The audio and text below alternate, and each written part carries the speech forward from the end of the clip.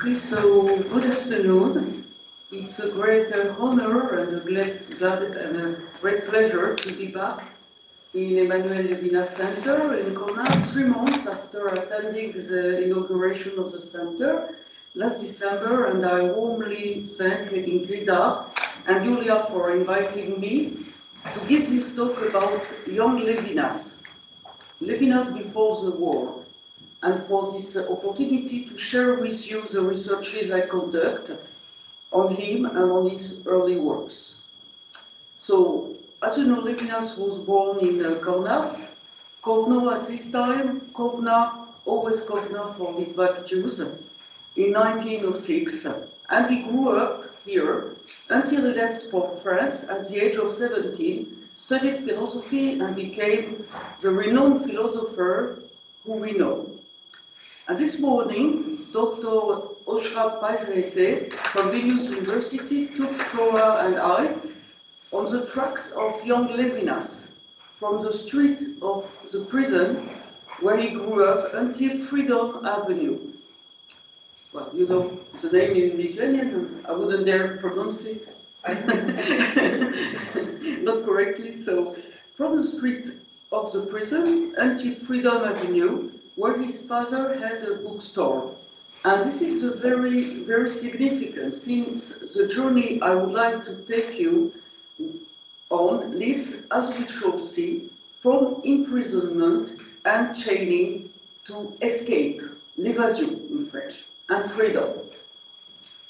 So the Levinas I would like to talk about today is not a thinker who is recognized as one of the greatest philosophers in the 20th century, whose works have been translated in more than 20 different languages and are studied in universities throughout the world.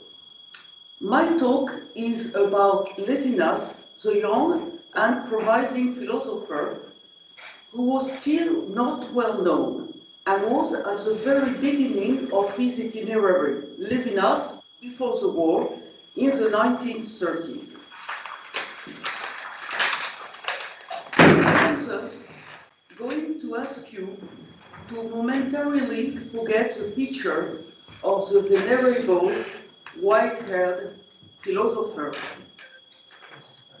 I would like you to replace this image with that of the young Levinas in the 1930s, when he had, as he proudly recalled half a century later, abandoned and very dark hair and curly hair.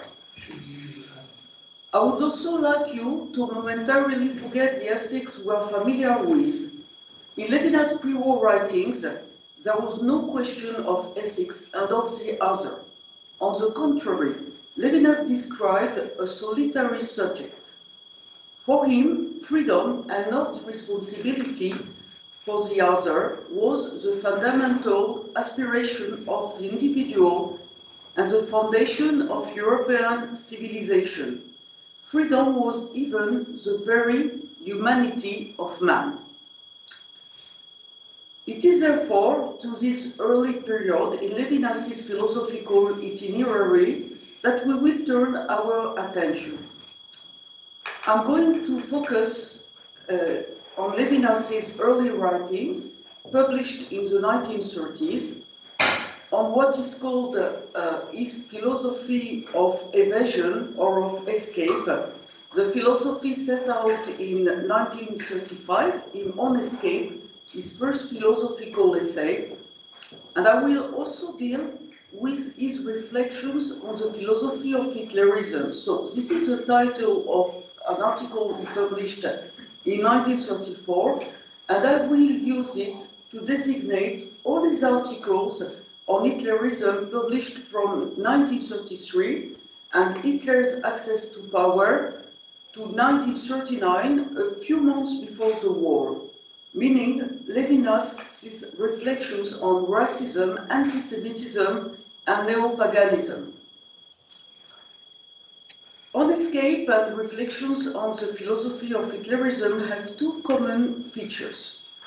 The first one is a fundamental problem that Levinas was confronted with through his childhood pre-philosophical experiences, meaning non-philosophical experiences which paved the way for his entry into the world of philosophy. So, well, what were these pre-philosophical experiences? They were the study of the Bible on the one side and the reading of the Russian classics on the other side, particularly, but not only Dostoevsky, also Pushkin, Gogol, Tolstoy, Lermontov, and you know this lecture better than I do, I guess. So the study of the Bible and the reading of the Russian classics provided him with the problem of humanity of man. What makes a human being really human? How can humanity of man be defended against the forces and violence which threaten to annihilate it? From 1933 onwards, the emergence of Hitlerism gave an unparalleled acuity to these questions. The second denominator is the recurrence of expressions like being chained or being riveted in On Escape, as well as in the reflections on the philosophy of Hitlerism. The expression to be riveted inevitably brings to mind the image of the convict who is so tightly bound in irons that even his most basic freedom of movement, is abolished. Although he aspires only to escape, and convicts do sometimes break free from their chains and escape, success is by no means assured. To be riveted to oneself, to be riveted to the body by racism, and by an anti-Semitism which rivets the Jew to his Judaity. This is how Levinas described, in his text published shortly after Hitler's access to power, the chaining from which it is a question of freeing oneself and of escaping. When talking about his pre-war writings more than half a century later, Levinas stressed the weight or the heaviness of history, which in those years was marked by, quote, the presentiment of Hitlerism everywhere, the approaching anxieties of war, the whole fatigue of being, the qualms of the period, and its frame of mind. Thus, the brutal eruption of history is felt very strongly in all the writings that Levinas published after 1933. And this is what emerged explicitly from a book review that Levinas dedicated in 1934 to La Présence Totale, in French, the total presence, by Louis Lavelle, a prominent French philosopher in the 1930s. There, Levinas drew a parallel between the way of history and the way of existence. And that's what he wrote at the beginning of his review. The war, the First World War, and the dark presentiments that preceded it, as well as the crisis that followed it, have together left human beings with a feeling of an existence that sovereign and imperturbable reason could never exhaust nor satisfy. A generation that is tragically conscious of the poignant flavor of the life cannot ignore the weight or the gravity of this existence. The self found itself compelled to come to terms with being, to bring into light the link that attached himself to it. Coming to terms with the weight and the gravity of existence, bringing into light the link that attached us to it. That's exactly the task that Levinas assigned to himself in 1935 in an essay on escape. There he described the situation of the self of a person who is chained or riveted to an existence that has become a burden, and the need of escape it arouses. Levinas, who started to study phenomenology a mainstream in 20th century philosophy, at a very early age, has never been satisfied with a conceptual and abstract approach. He has learned this lesson, among many others, from Husserl. Abstract notions and categories must be deformalized and concretized. They must never be detached from, quote, the world perceived by the concrete man, unquote.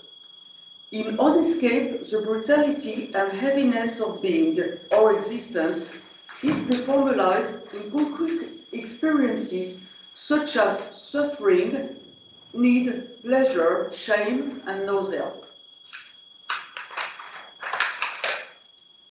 Let's stress what makes Levinas's analysis of this corporeal and affective situation so special, so unusual.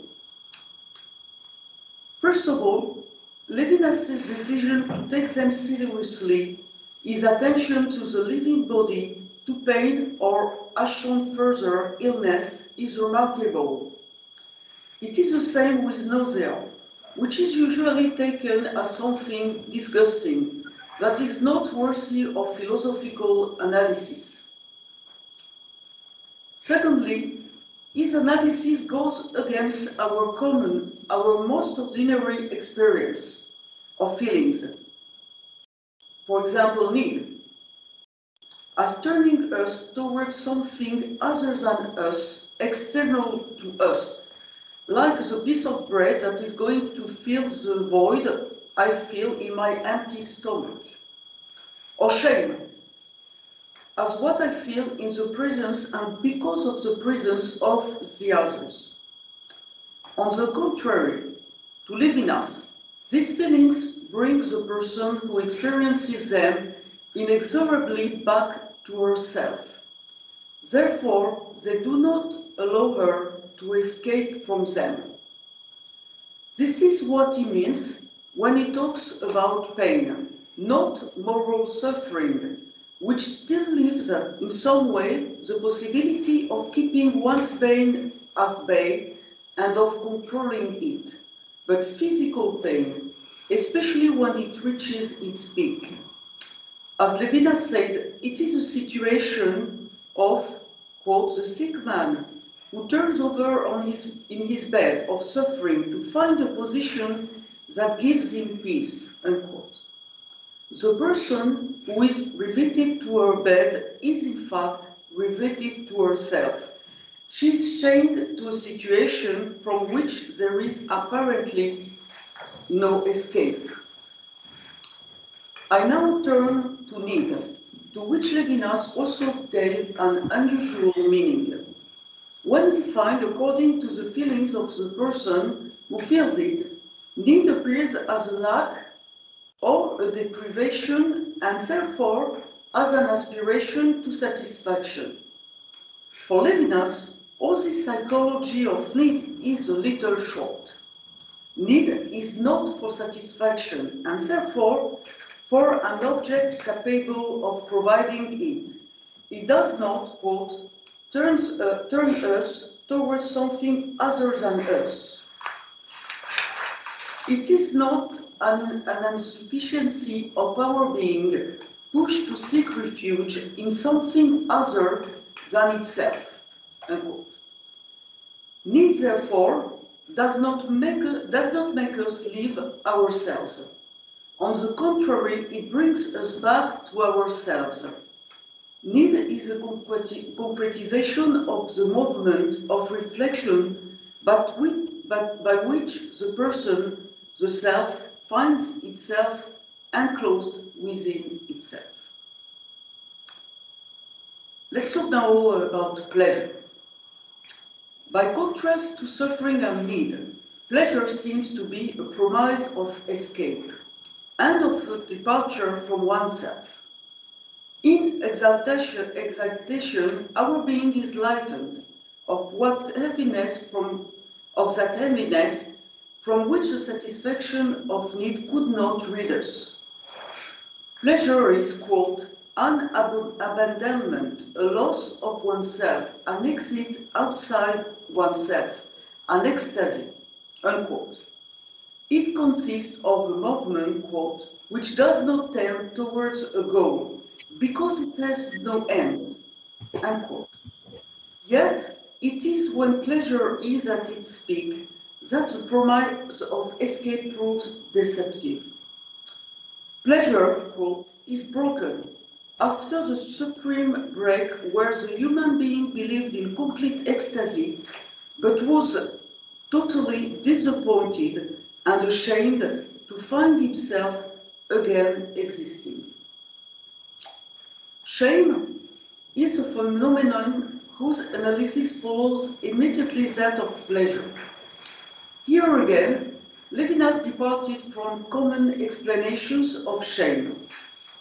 Usually, shame is considered from a psychological, a moral, or a sociological point of view. It is experienced as shame in front of others. And this is exactly how Jean-Paul Sartre defined it. What I experienced when I'm in an embarrassing situation, when I did something wrong or innocent, and I thought I was alone. And then suddenly I realized that someone else was there all the time and saw me. And I feel ashamed of myself because of the other person's view of me, because of the gaze of the other. By contrast, for Levinas, shame is not shame in front of the others.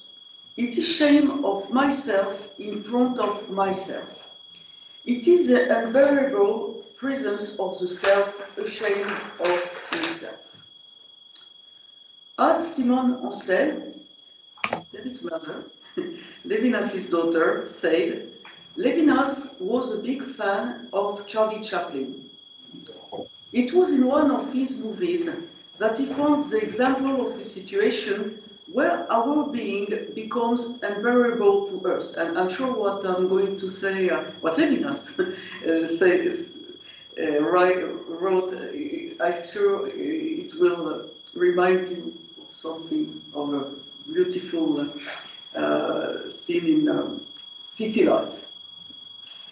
The whistle that Charlie Chaplin swallows in City Lights triggers the scandal of the brutal presence of his being. It works like a recording device, which betrays the discrete manifestations of a presence that Charlie's legendary tramp costume barely dissimulates, unquote. From shame, Levinas moves on to nausea, of which he gives a very realistic description. Quote, the state of nausea that precedes vomiting and from which vomiting will deliver us, encloses us on all sides. We are revolted from the inside. Our death smothers beneath ourselves. Our inwards heave. In French we say, nous avons mal au cœur, like we have a pain in the heart, in the very side of us. Unquote. The enclosure in oneself that takes place in nausea is radical. Nausea touches the most intimate part of our being and lifts us from within. For Levinas, the effort to get out of nausea is desperate. The path that affective phenomena, notably pleasure, seemed to open up proved impracticable. To be repeated seems irremissible. How then to make the project of escape succeed? In 1935, Levinas is a young philosopher, is really at the beginning of his itinerary. And so he will, this question still remains unanswered at this stage. And at the end of On Escape, Levinas is content to point out a new way that would allow one to escape, but without explaining, maybe without knowing, in what it consists. And it is only after the war that he will state that this new way leads to the other. And I turn now to Levinas's reflections on what he characterized as the philosophy of Hitlerism, and to his articles published between 1934 and 1939.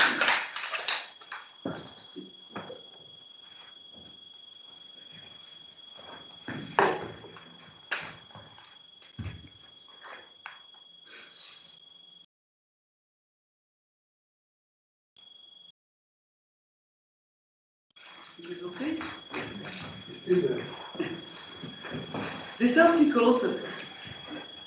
articles are notably different from the purely philosophical writings on Husserl and Heidegger which appeared before.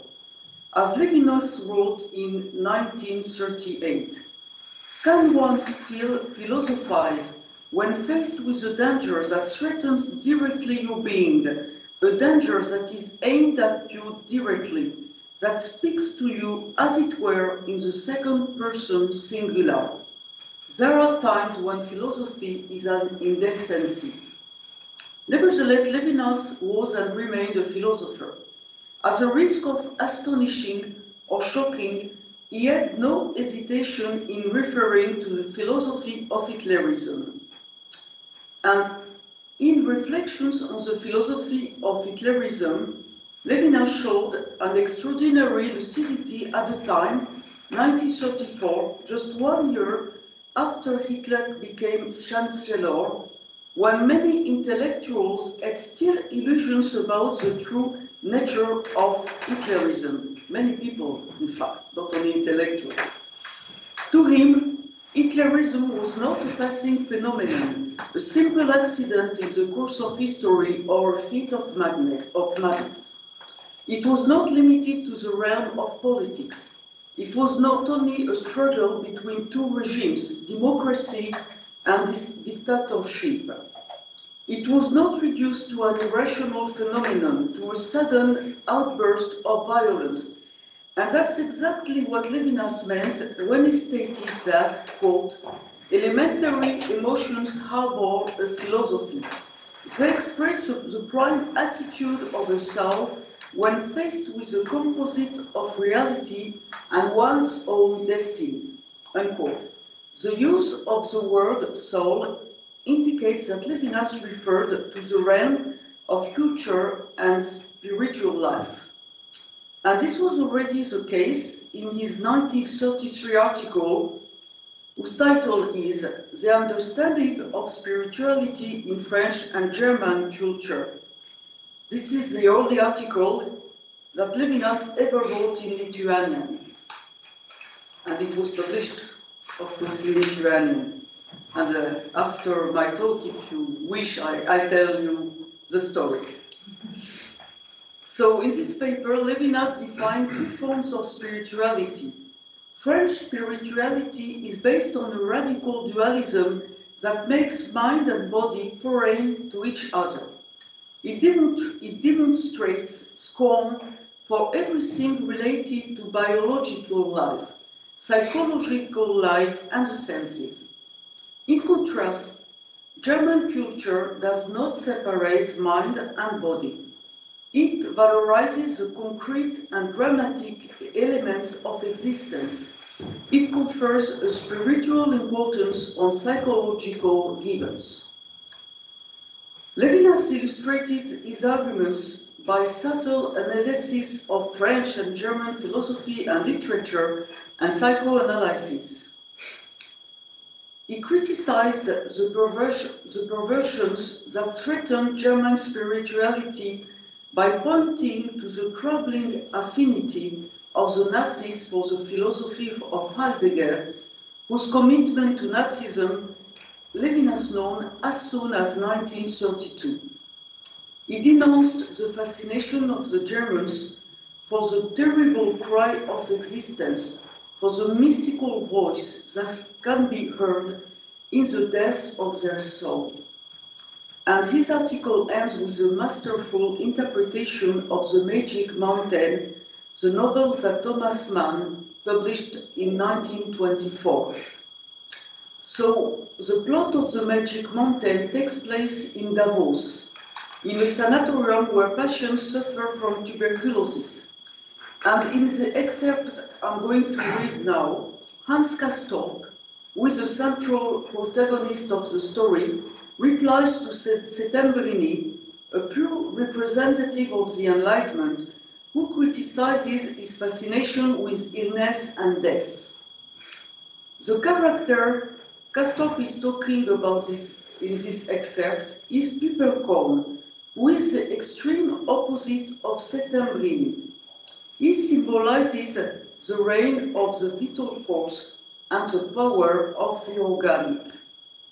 So this is Thomas Mann, the excerpt. I'm going to ask you, can you deny that he puts all of us in his pocket? All of us, as much as we are. He does not put us in his pocket with intelligence. It's not for reasons that come from the mind. But it is not for physical reasons either. It is not because of his captain's shoulders, nor because of muscular and brutal force, nor because he could knock each of us down with a punch. So it's not for physical reasons, and yet, without a doubt, the body plays a role in all this, not in the sense of muscle power, but in another sense, in a mystical sense. The thing becomes mystical insofar as the body plays a role, and the physical element changes into a spiritual element, or vice versa. And he puts us all in his pocket. Therefore, the fascination of other passions for Pipelkorn is not explained by objective causes, such as reasons that come from the mind or physical reasons.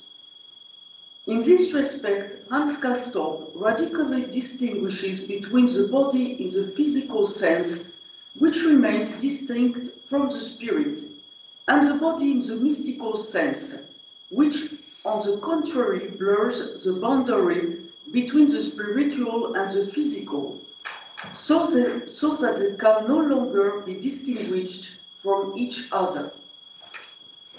This mysticism of the body caught the attention of young Levinas, who devoted to him the following commentary. The illness and death that poison the atmosphere of the sanatorium testify, quote, of an inner life infinitely connected with the body, unquote. Affected by the miasmas of tuberculosis, Castorp's love for Claudia Chauchat, another tuberculosis patient, allows us to reach the bottom of life. As Levinas noted, neither is his love an Epicurean seeking of pleasure or a blind seeking of sensation. His love for Claudia Chauchat is the same as a poison of putrefaction, which, issuing from her lungs, drenches her whole body. It is a love through and for illness. Unquote. So life in the biological sense, death to which most people with tuberculosis are condemned, becomes the source of spirituality. Pipelkorn is, quote, a heavy-set man who likes to eat well, drink, and make merry. His idea of the ideal life is one of emotion and sensual pleasure, and he is the embodiment of the evil spirit of the Magic Mountain. This enormous organism, this gigantic body dedicated to the senses, says Levinas, represents the purely spiritual power of the person, as the Germans imagine it by linking him to the organic. Can you deny that he puts a soul in his pocket? For Hans Castorp, fighting Pipelkorn is a failed enterprise. Neither French Latin civilization nor the Judeo-Christian tradition have the means to overcome the mystical forces of the body. Even the Prussian military discipline could not control this power, which resides in the exaltation of the body as a principle of illness and death. It does not prevent, as Levinas strikingly puts it, the awakening of the demon that sleeps in the death of the German soul. Unquote.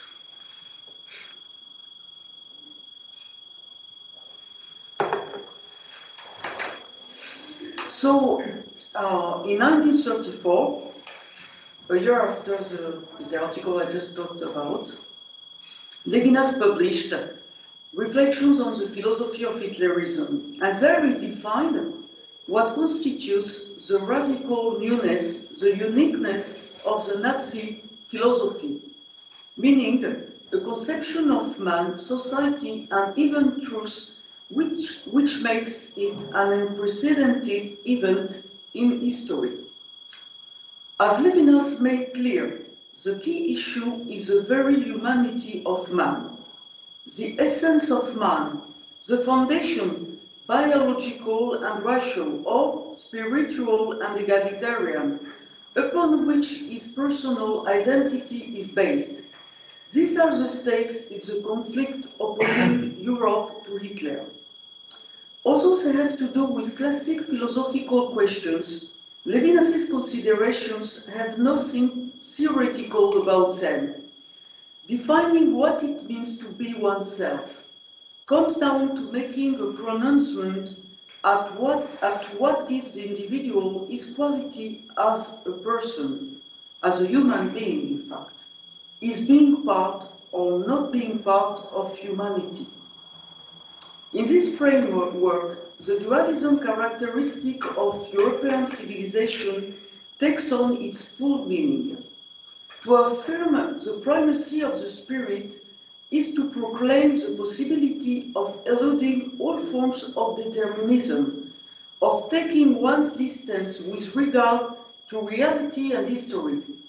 It makes freedom the very essence of man, the principle from which all his works derive, from the emergence of a culture to the search for truth. On the contrary, making the body the heart of spiritual life and the basis of human identity dooms man to a kind of bondage. In Levinas's view, the history of Europe was a process of liberation, and the struggle for freedom was aimed at delivering the human spirit from the domination of time, the past, and history. And for him, Judaism, Christianity, liberalism, and Marxism all incarnated the European ideal of freedom. So to illustrate the spiritual freedom promoted by Judaism, Levinas described, most likely drawing on Maimonides, the great Jewish medieval philosopher, the different aspects of tshuva, the act of return. This is a much better translation than repentance, the usual translation, because tshuva is return in Hebrew. So this act, which has a central role in the liturgy of Rosh Hashanah, the Jewish New Year. He looked in particular at the spiritual significance of this act more than at its religious implications. Its three features, remorse, repentance, and forgiveness, are the stages in the process of liberation of the human soul. The return, the tshuva, designates the soul's reflection on itself and back on its past. It is a liberation from the alienation of the past and the possibility of starting all over again. In contrast to Judaism, Christianity does not conceive of freedom as something that one acquires by one's own strength, and it has its source in divine grace. While emphasizing this fundamental disagreement, Levinas highlighted the contribution of Christianity to the enterprise of spiritual liberation. And he said, the equal dignity of all souls regardless of the material or social conditions of persons. Unquote. So liberalism, it can mean many things, as you know, and so it's important to say that when Levinas speaks about liberalism, it doesn't mean a political ideology, but the philosophy of enlightenment and the freedom acquired by the use of reason. And so the fourth figure of freedom is Marxism. At first, it might be surprising why Marxism should be a figure of freedom. Doesn't Marxism conceive of man as a product of economic and historical determinism? Nevertheless, Levinas considered that it assured man of a freedom which, somewhat like Spinoza said, consists in the power to understand this determinism. While being limited, this freedom through knowledge is effective. It is what makes of Marxism a revolutionary enterprise destined to change the world. That's what Marx meant. The implementations are different, but that's what he meant. According to Levinas, Judaism, Christianity, liberalism, and even Marxism defended the freedom of the soul. In total opposition to the European notion of man, Hitlerism transformed the bond between spirit and body into a chaining. As Levinas said, man is riveted to his body. Hitlerism made body the core of spiritual life and the highest value. This magnification of the body and its vital forces is the foundation of the new conception of man. It is the principle on which is constructed a society, quote, based on consanguinity, unquote, and the conception of truth defined, quote, not as the dissemination of an idea, but as the expansion of might, unquote. As Levinas so lucidly states at the end of his article, and it was written in 1934, war, conquest, and annihilation of the humanity of man are the logical consequences of the philosophy of Hitlerism.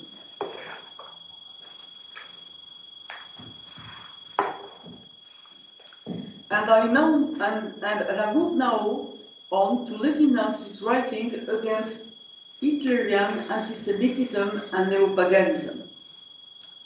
So it is a series of articles published between 1935 and 1939 in Paix et Droit. It was a journal of Alliance Israélite Universelle, the French Jewish institution where Levinas worked at this time.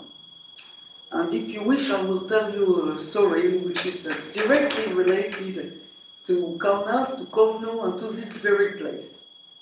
After, not now. Surprises are always coming in at the end. So, the struggle against Nazism thus remained in the forefront in this text, whose dates of publication from 1935 to 1939 follows a dramatic sequence of events, from the Nuremberg laws to the eve of the Second World War. By showing that racism is at the foundation of the philosophy of Hitlerism, Levinas forged, as early as 1934, the instruments that enabled him to identify a year later the singularity of Nazi anti-Semitism. It is its racial character that makes it an unprecedented phenomenon. It is what radically distinguishes it from all the forms that hatred of the Jews had taken in history. Although it may have fed on it, it breaks with the traditional anti-Judaism of the Church. As soon as it is based on race and on the dark voices of blood, anti-Semitism excludes the escape route that conversion to Christianity was for so many assimilated Jews in Germany, in France, and in other places, especially in Western Europe.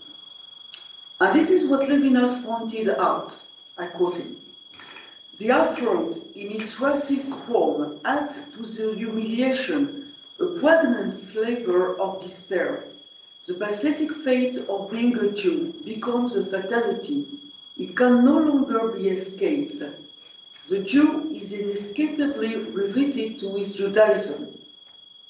And again, in the symbol of the race, Hitler reminded the Jews, that one does not desert Judaism. Another topic is at the core of Levinas's insights, the clash between Judeo-Christian civilization and Nazism, the merciless struggle between paganism and anti-paganism. Levinas did not reduce this struggle to a fight between monotheism and polytheism.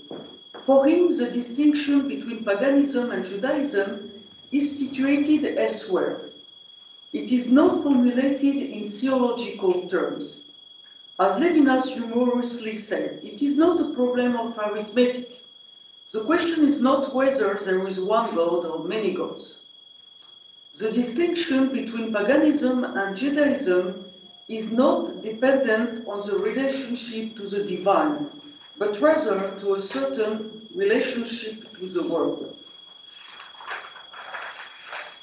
The pagan view is conceived of in terms of attachment to the world and taking root in it.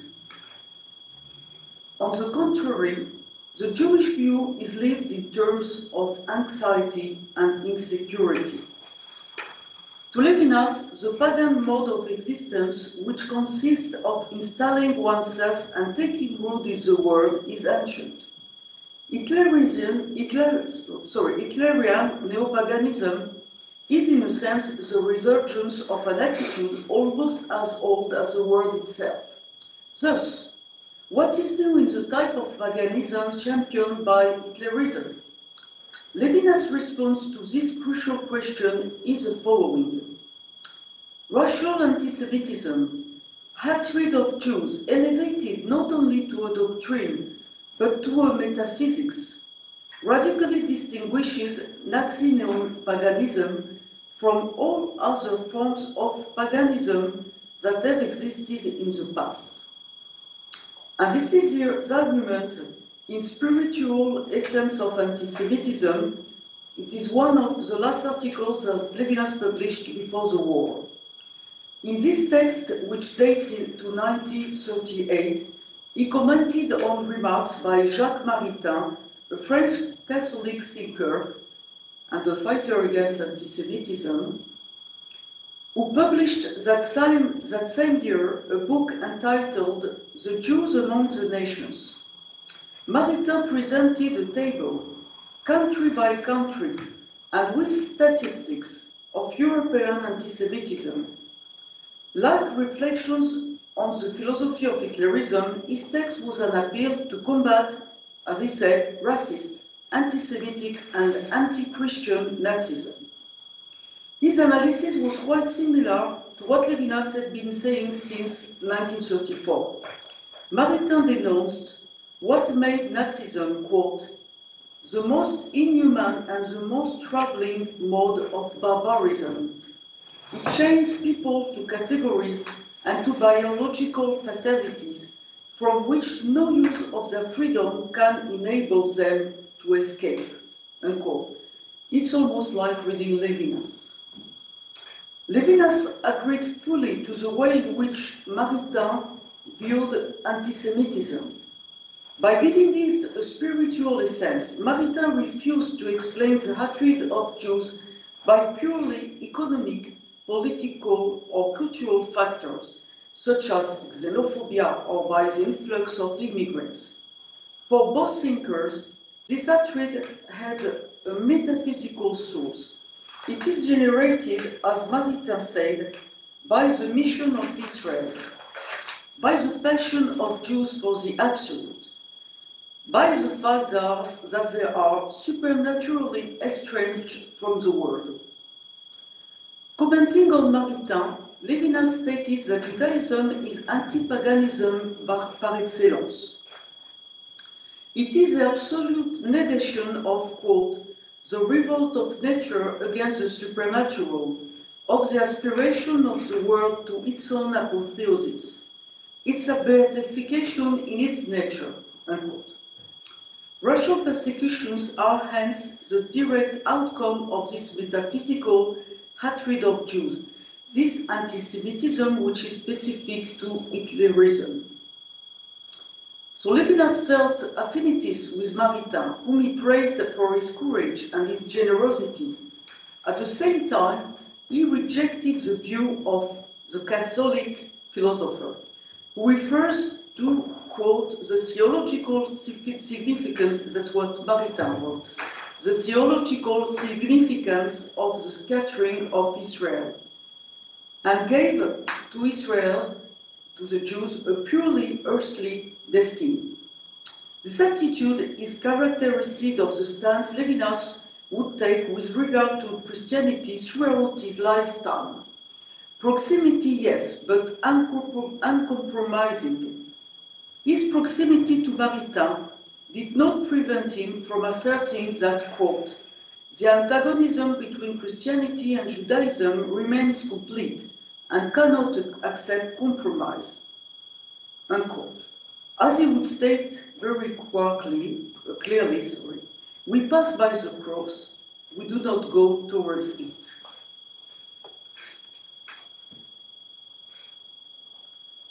So now I come to my conclusion, and I'd like to ask two questions.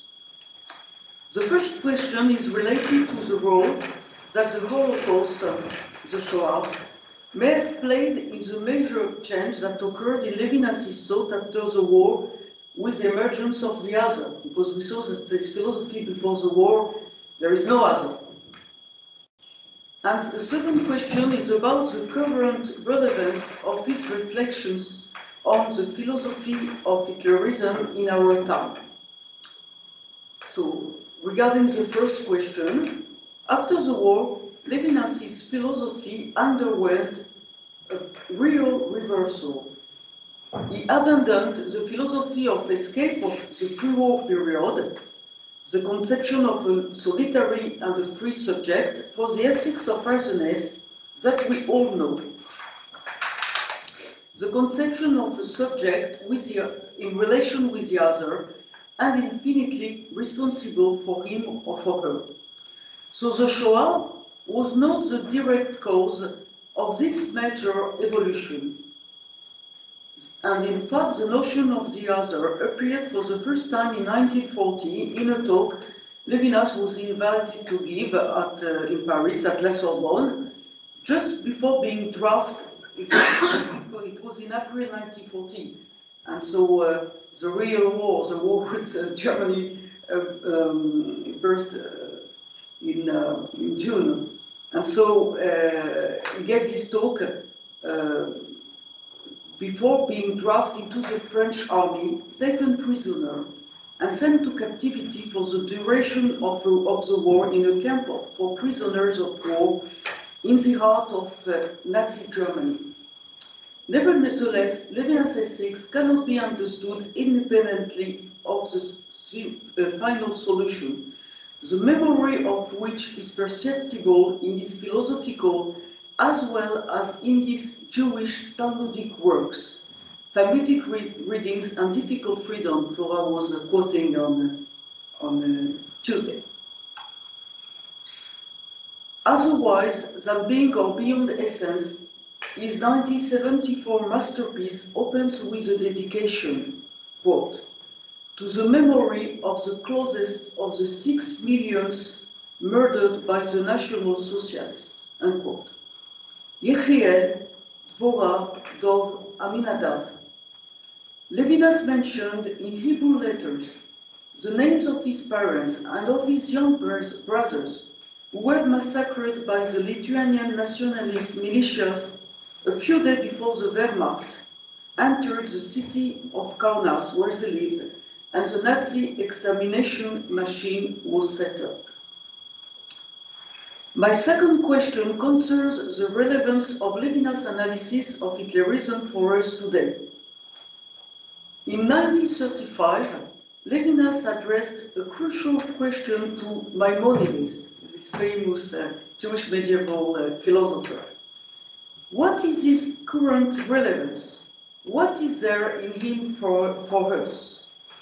Today, this question can be asked of the articles I have described in my talk. These texts date back to a universe before the Holocaust. Prophetic in their time, they may seem outdated today. Today, stating that racism was at the root of Nazism can seem quite trivial. Thus, the real question is what this text indeed hold for us. And let me, in closing, provide one response, and you're more than invited to give other responses and not to agree everything you like. Aware that he was dealing with an unprecedented state of affairs, Levinas was not content to equate Nazi hatred of the Jews with a particular form of racism. Rather, he attempted to reveal the absolute uniqueness of Hitlerian anti-Semitism. And this is the interpretation that should be given to his search for a spiritual essence or a metaphysics of anti-Semitism, making a clear-cut distinction between racism and anti-Semitism is the only way of fighting attempts at banalization of the Shoah. Thank you very much for your attention.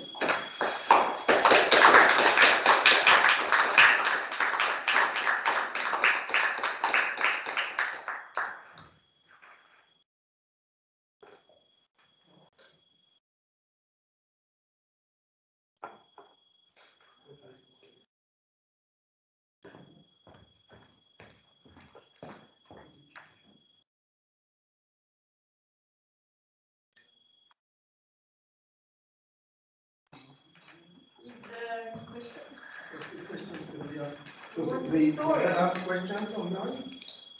No, I don't see any questions online. No, but they can ask questions. Yeah. So you have to say that. Unmuted, they can. Okay, so we have to say that. So they can unmute. So they are able to unmute?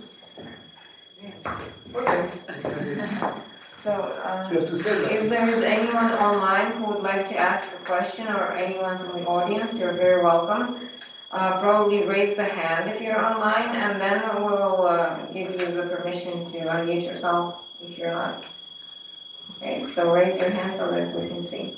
They can write on the chat. Yes, there is a little button with the hand. But they can also ask in the chat, I see. Or in the chat, or if they raise a hand, we can let them turn on the camera.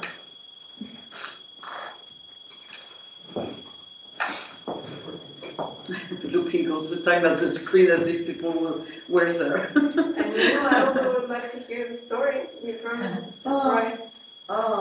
Which one? Well, first about the Lithuanian article, Yes. and the other one that you had in store.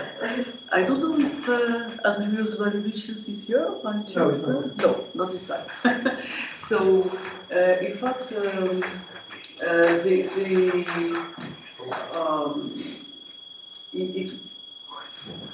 generally speaking, to Levinas, his works before the early works, the one he published before the war, he saw them as youth writings. I wrote them in my youth, and I changed my mind. Of course, he changed his mind, or it was an evolution. So he was not always so willing to publish his early papers, and most of them were published thanks to the initiative of other people. So Professor Andrius Valevicius, who is from Kaunas, I don't know if he was born here, he lives in Canada, he's teaching in Sherbrooke University, but he was born in, his family origin is from here. So he met Levinas Levinas, I don't remember exactly what was his occasion, but he met him, and so yes, he visited him, yes. And then to his surprise, Levinas started to talk to him in Lithuanian, and then he said, yes, I published a paper a long time ago, in 1933. He met him in the 1990s, something like that, at the beginning 1990s. And so, 90, and something like that, 1990s, the beginning of the 1990s. And so, but where is this paper? I would like it with your permission. I'm dying to publish it. And so, well, I don't know where I put it. In fact, it was published in a Lithuanian journal, Vairas. I don't know if I pronounce it well, but that's the name. That disappeared during the war. And so, Professor Bagavicius, he was looking for the paper for 10 years.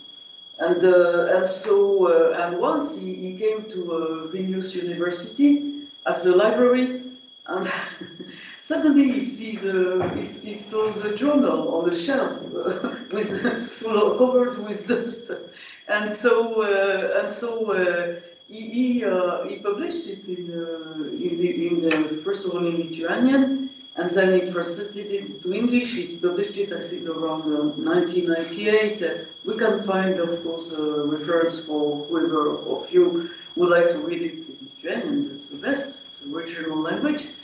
And then it was translated out of English, from English to French, and then at one point in 2006 we decided that it should be translated directly from Lithuanian to French. And so, and that's basically a story. Yeah. And you want to hear the second one? Yeah. Okay, great. So I said that Levinas, I mean, he was a very promising philosopher, and he was very appreciated by, eminent philosophers. I mean, he went to Freiburg to study with Husserl and Heidegger. He was he knew Husserl personally, and he, in fact, was among one of the main introducers of Husserl and Heidegger in France. And he published very quickly his PhD thesis, 1930. First, you will understand soon why I'm telling that. His first book on Husserl, and he got a very prestigious prize for this. And at the same time, he started to work in the framework of Alliance Israélite Universelle. That was a French Jewish institution that whose vocation was to develop schools all around the Mediterranean countries, Mediterranean countries, in particular North Africa, and the Arab countries, where there were very large Jewish communities. And there were two goals. One was the teaching of French and French culture, of course, and also Jewish subjects. And so Levinas was working at the Alliance, at the siege of the Alliance in Paris. And in the field of education, to develop Jewish schools in France, and so in this framework, he was going back every summer. He was coming to Kovno to visit his family, and so at one of these occasions in 1934, he came here and he had this idea that can be strange at first, to develop the study of French language and culture in Lithuania among Jews. And so, and he had to convince, of course, the board of the Alliance, the head of the Alliance, that it was justified. And so he made a survey, and he came to here, to this very place, because he was like the French consulate. Yes, he was a Ministre de France. At this time, it was not the consul or the ambassador. It was like Ministre de France. And he came to this place, and he spoke with the Ministre de France, with the French ambassador, and he explained this project, and of course, the guy was very enthusiastic, and he said, yeah, you are going to succeed, I'm sure. And so Levinas made a survey to convince people at the Alliance. He made a survey, and he really also, it's very precious also, because he describes the different type of Jewish schools and in Kovno, from Hebrew. He studied at Schwabe Gymnasium, Hebrew Gymnasium in here. So I mean Hebrew schools and Zionist and not Zionist, more Orthodox schools, and also Lithuanian lycée, where he said the Jewish bourgeois of Kovno were sending their kids, because before they were sending them to the German lycée, but there were too many anti-Semites there, and because of what was happening in Germany. So they decided to send their kids to this Lithuanian lycée that was considered as having a high level of studies, not in Jewish studies, of course, yes, general studies.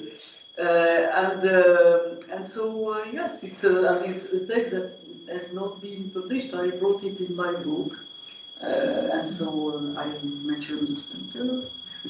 And you'll see when it will be published. Yeah, so that's a story. There are many stories, in fact.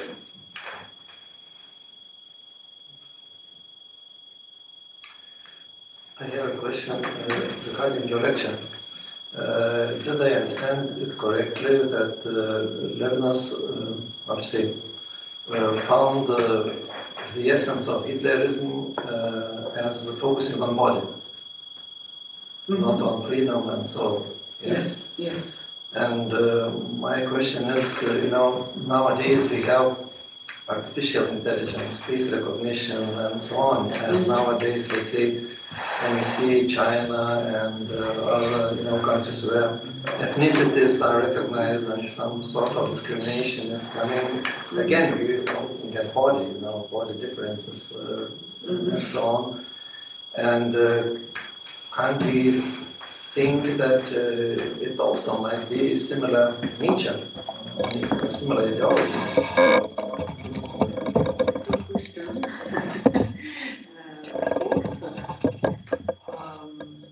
The thing is that it's quite complicated. I could not expand so much on this. I already spoke a lot. And but Levinas was not critical of the body itself,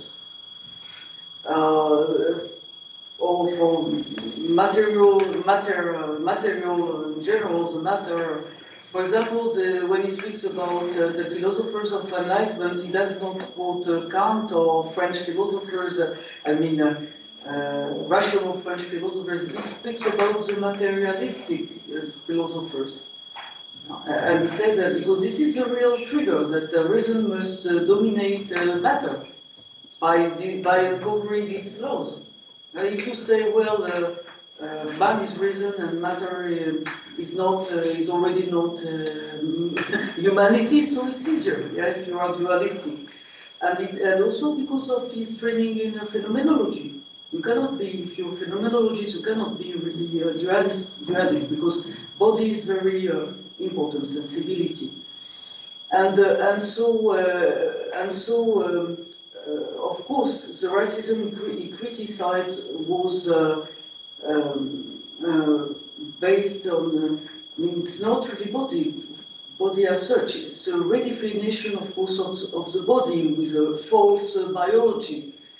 But the originality of his analysis, because to say that, well, it's okay, it's enough to read Mein Kampf or to read many other Nazi literature. It's a fact not only to say that we are related to the body and even we are linked with the body and we cannot deny our link to the body, and but we are chained to the body. There is something in the body to assume, yeah, that's what the Nazi assumed. There's something in the body that imprisoned you in your being, in your body, in your being, that attach you to your body. And more than that, that's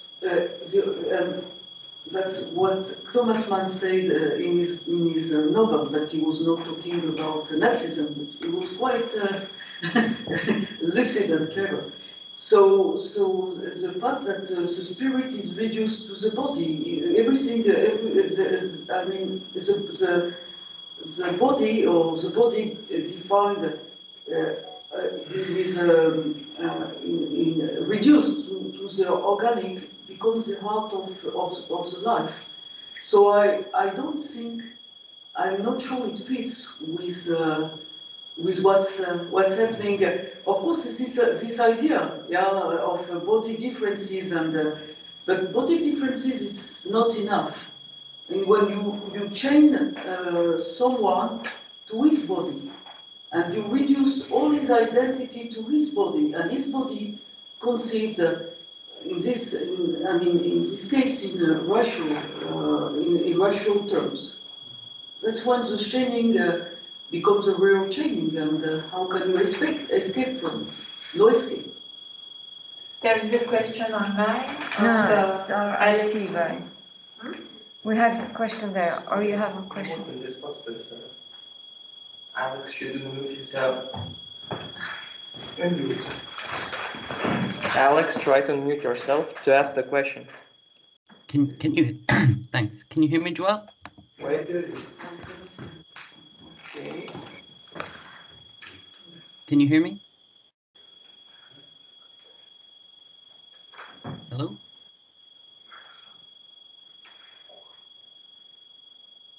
Can you hear me, Joel? Cannot hear you well at the moment. We're fixing it. Okay. Now it's good. Okay. Oh, great. Thank you, Joel, for the wonderful talk. And I look forward to the publication of your upcoming book. It sounds like it's going to be very informative. I was just wondering, in relation to one of your final questions, where you asked about the influence of the Shoah on Levinas and this turn in his thought towards the other, do you think that there's any fundamental relation to what happened when he was a prisoner of war and when he was, in a sense, in this experiencing the inability of evasion, and especially in relation to in Les Temps et les Autres, Time and the Other, where he relates the approach of the other to death. I was wondering if you think that there's some sort of relation to what he experienced during World War II at that time. Thank you. Yes, it's the very fact he was a prisoner of war. I mean, he was in prison. He was born in the street of the prison, but he was really in prison. He experienced this situation. The situation he was describing in his before, some years before, and he was a prisoner for 5 years, the whole duration of the war. First of all in France, And then starting 1943, he was transferred in Germany in a Stalag, prisoner camp, that was very close to Buchenwald or Buchenwald. And he did not know, the Jewish prisoners, they were separated from the other prisoners. They were sent to a special commando, but they were not harmed because the Convention of Geneva was, I mean, the Nazis respected the Convention of Geneva, so they could not harm them, exterminate them. But he says that the threat of death was always there.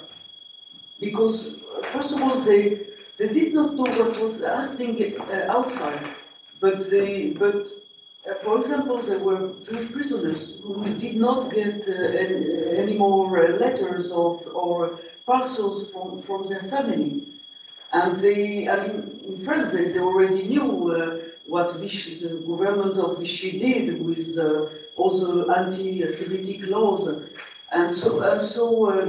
But his days is a captivity notebook. He says that the threat of death was always imminent. Yeah. It could happen at any time, but of course nobody knew. We are all in this situation. You know? It's right. It's imminent. We don't know how it's going to happen. But the threat was real, because they knew, of course they were Jewish. So, of course, Levinas wrote about death. It's a topic that is very important. Before the war, there is nothing about it, or just put death aside.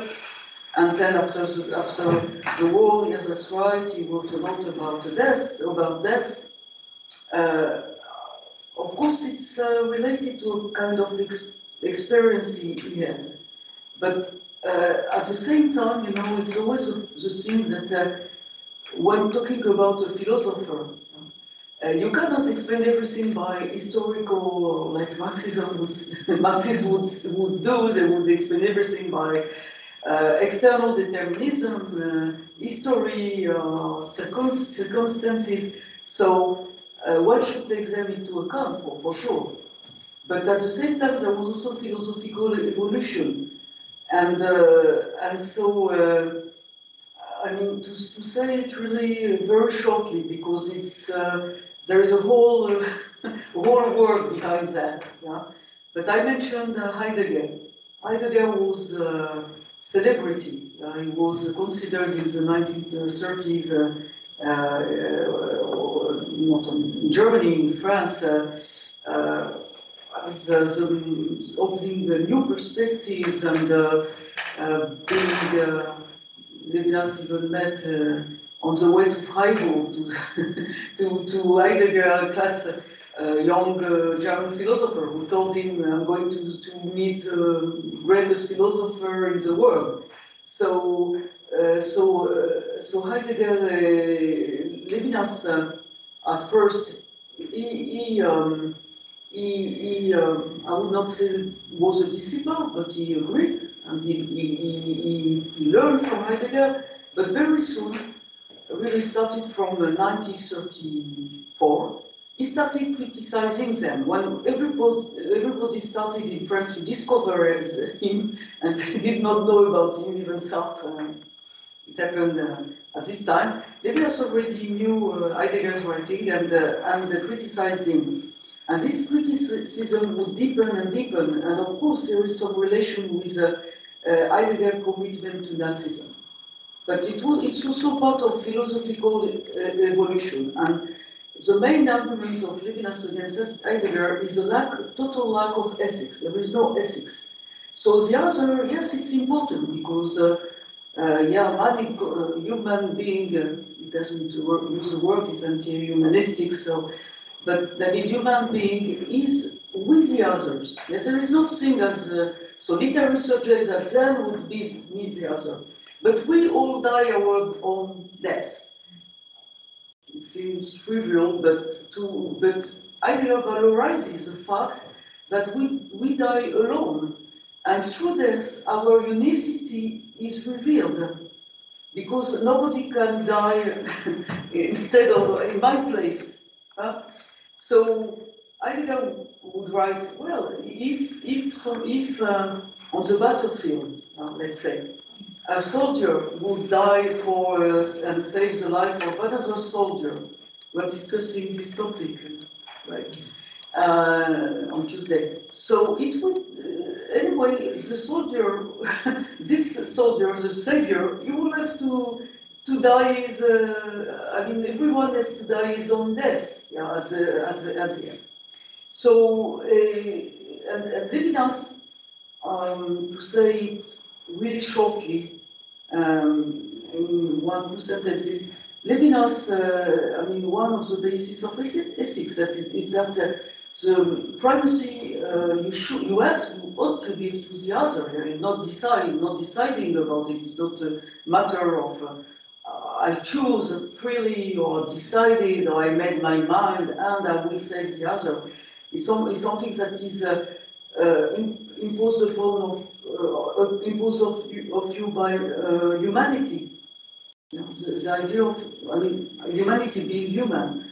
So to live in us, the moral obligation, responsibility to the other, it can go until this point that die for the other, and he does not valorize it. He doesn't say, well, you should kill yourself for die. It's not a question of encouraging people, of course, but I mean, humanity is this fact that there is in us a possibility of dying for and instead, and it's a place of the other, and to give precedence to the life of the other, and also the possibility not to do that, right? No, he's not naive. He went through what happened. So there's a question. I'm not. Of course, there is a whole philosophical framework and Levinas writing, but it's a topic for another talk. Yeah, for many other talks. Thank you. That was great. I can ask a question. Okay. Yes. I would like to ask a question about illness. I would like to ask a question about illness. You talked about illness at the beginning, and Thomas Mann. When it comes to illness, Levinas doesn't talk about death. There's something else in the question of the body that takes over, or the body that controls something in me. No? I would like to know Yes. a bit more of it. That's right. He does not. Who can speak about this? Yes. No, I was just asking. There's nothing to say about this, but no. I mean, yes, that's right. Thank you for expressing this point. He does not speak so much about death, but fascination for death. I mean, there is a big difference between the sick man, somebody who is ill, and the man who is turning into his bed and is riveted to his bed, and his only aspiration to escape this situation, yeah, and this valorization or this fascination for death, and of course to see suffering, physical suffering. Tuberculosis was, of course, very painful, to say the least, as an announcement of coming death. So this is the thing that disturbed him. But I'm not sure I answered your question. Yes. It's No, I wanted to. There is a difference between the horizon of death and the horizon of death, and in the illness, and in the illness, the feeling that the body is how to say that. It's like the body is, like in Le Nez, dans le roman Le Nez. oui.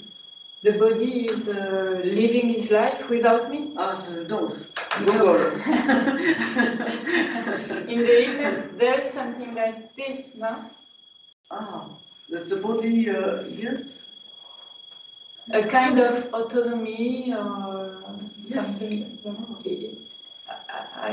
As if the self Mhm. didn't have a place in his own body anymore. Yes, yes. Simply, I don't think about it. And I don't know if Thomas Mann, well, it's there are like 1,100 pages. So it's a huge novel. But yes, I would agree, because when there is this dualistic approach, so body is dependent upon the spirit. With on the one side there is this absolute distinction, separation between mind and body, spirit and body, soul and body, but the one controls leads is mind, and that's right. When spirituality is reduced to the body, so the body controls, and the body, yes, one can say he lives his life. The body lives his life. Yes, that's right. And also humanity of man is reduced to the body, the living body. The sick body is a ill body, not only the living body. Yes, I agree. Thank you for this observation. I think we had a question from there. So, yeah. Thank you very much for your presentation. Actually, my question is a little bit historical, maybe, because at least from my point of view, there are some conceptual similarities between Levinas and Martin Buber. mm-hmm. And you mentioned many times Heidegger and other philosophers, so I just wanted to ask, and for me it was a little bit surprising, why Levinas never appealed to Buber philosophy, because I think both of them, they emphasize the importance of authentic relationship between two persons. So I just wonder, maybe you can comment a little bit. Was any place for Buber and Levinas philosophy? Thank you very much. Merci beaucoup.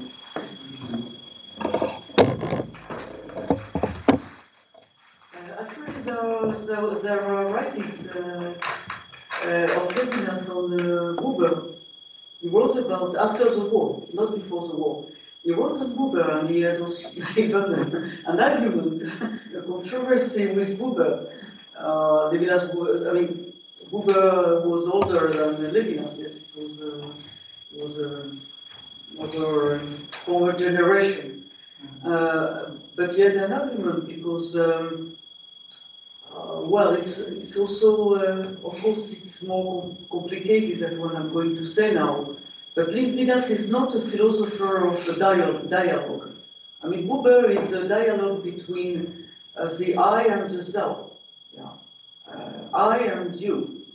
And it's a mutual, reciprocal. Levinas, it's not, the other is not you. It's not familiar.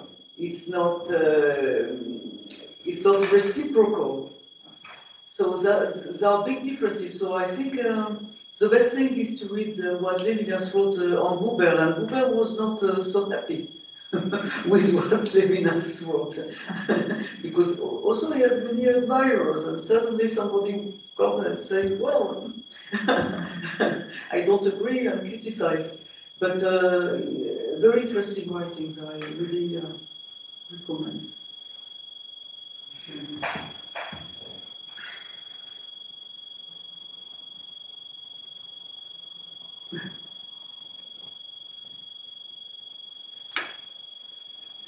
There's a question?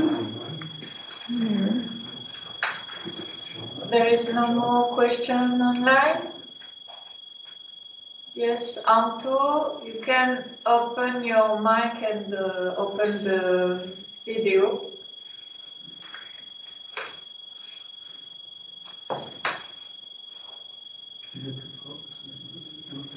Anton?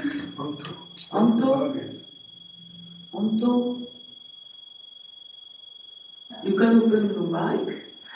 And the video. And video? Ah. Allez, c'est quelqu'un d'autre. Ah, it's somebody else.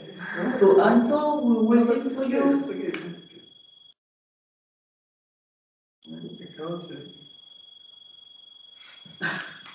No, in This is a problem with On this chat, technology. can't you do some chat screen?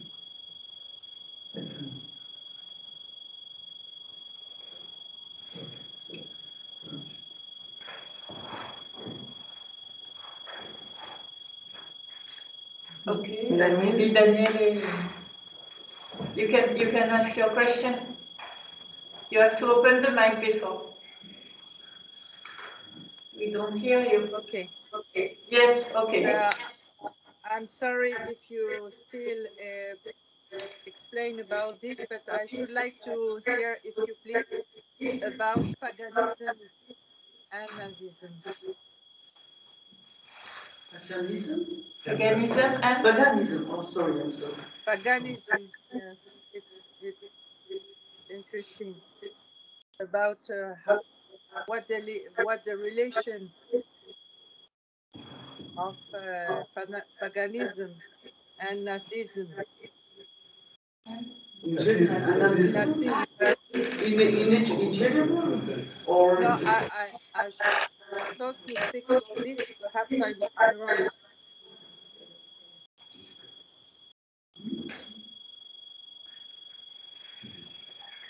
Donc tu redis Tu avais le dit lien quelque chose. entre Le nazisme. lien entre le paganisme et le nazisme. Okay, I did not hear you well. Mais là, c'est plus clair en français. Yeah. So, well, I'm just talking about Levinas because there is too much to say. Yeah. I think, but I can now it comes to my mind that I mean Christians. Because I read what Christians wrote about paganism, were very concerned by paganism because there was this old policy in Germany of creating a neo-paganistic church. So they were very concerned, and there are a lot of writings, and I don't know, except of Levinas, I don't know of, for sure there are, but I don't know about other Jewish intellectuals who wrote about the subject. So I'm going to speak only about Levinas. So Levinas, his problem was really to make the difference between paganism in the history. For example, and one can agree, not agree, but there was this tendency in Jewish thought before the war and also after the war to assimilate Greek thought, Greek culture to paganism.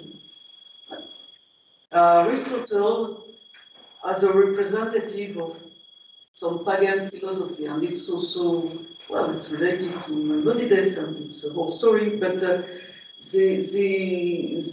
it was not a question of God. In Aristotle, it's not a question of believing that there are many gods. It's not a question of God. It's really a relationship to the world. But so I'm not going to talk about that. But the problem of Levinas was really to say to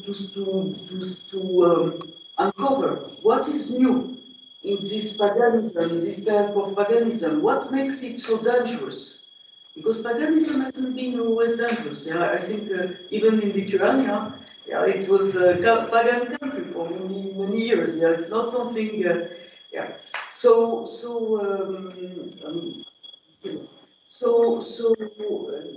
that was Levinas' problem. And first of all, he made a strong link between racism and paganism. What makes this neo-paganism new is the link with racism. But now, that's why he speaks about metaphysics or spiritual essence. Yes, it can be shocking why philosophy of Hitlerism, metaphysics of anti-Semitism, is strange. Yes, it's something strange. It's because that to him, race is not only a matter of biology. It's even false biology, but biology, it cannot be explained only in natural terms. And I think one can understand that because there is no grounds in science for racism is false from a scientific point of view. So, and if you accept the biological definition, so it means that you accept all the assumption of the Nazis about the distinction between the different races and so on and so on, and Roman and subhuman and so on. So the question was, what is there? What does it make it so special? And this is the idea of a sort of cult of adoration to nature, in the sense that all the humanity of man is conceived as being rooted, being here, not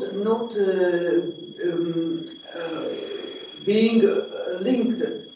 As they say, Jacques Maritain say, the telluric forces, all the myths aroused, all the myths also that inspired Nazi paganism. But the main point was what means metaphysical? It means that you look, and that is the sense of the word. It is something that is not only it's over the realm of nature, of what is natural. It's something that that makes this racism mysticism. It's a mystics of the body to answer the question. Yeah. So I think it's not. I agree that it's not so easy to grasp because it's not something common. I did not really find. I found, well, Jacques Maritain, yes, but I did not find this explanation when I read about Christian thinkers or theologians or philosophers who were writing about paganism and Nazi neo-paganism. I did not find exactly this explanation.